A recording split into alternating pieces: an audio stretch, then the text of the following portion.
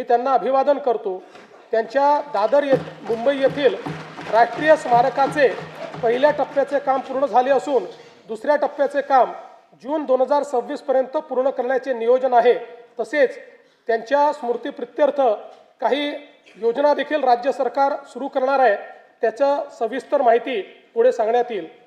कालच जगद्गुरू संत तुकाराम महाराज बीज सोहळा संपन्न झाला। संत तुकाराम महाराजांना वंदन करून देहू येथील राष्ट्रसंत जगद्गुरू संत तुकाराम महाराजांच्या जन्मस्थानाच्या जतन व संवर्धनासाठी विकास आराखडा हाती घेण्याची मी घोषणा करतो। अध्यक्ष महोदय, हे भाषण करताना माझे मन अत्यंत जड झाले आहे।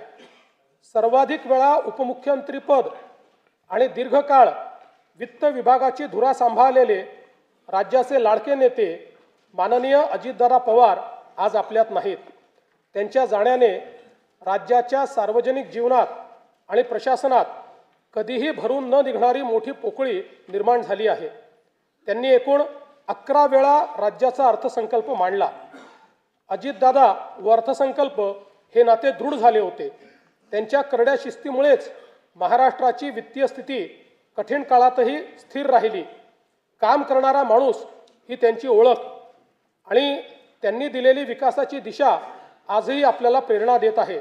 त्यांना श्रद्धांजली म्हणून सर्व मान्यवरांची चर्चा करून त्यांच्या व्यक्तिमत्वाला साजेसे भव्य स्मारक उभारण्यात येईल।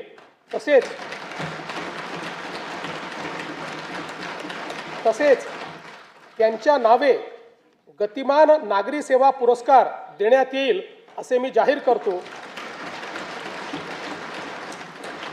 दिवंगत अजितदादांच्या स्मृतींना आजचा हा अर्थसंकल्प मी समर्पित करतो। स्थानिक स्वराज्य संस्थांच्या निवडणुकीत जनतेने महायुतीवर अभूतपूर्व विश्वास दाखवला, त्याबद्दल मी तमाम जनतेचे आभार मानतो। स्थानिक स्वराज्य संस्थांच्या प्रगतीसाठी महायुती सरकार कटिबद्ध राहील याची मी ग्वाही देतो। 16व्या केंद्रीय वित्त आयोगाने केलेल्या शिफारसीनुसार पुढील 5 वर्षांमध्ये राज्यासाठी भरीव निधी प्राप्त होणार असून आपत्ती व्यवस्थापनासाठी केंद्र शासनाने वाढीव निधी देण्याबाबत राज्याची मागणी मान्य केली, याबद्दल मी भारताचे प्रधानमंत्री श्री नरेंद्र मोदीजी यांचे मनपूर्वक आभार मानतो। राज्य शासनाने देखील 6व्या वित्त आयोगाची स्थापना केली होती।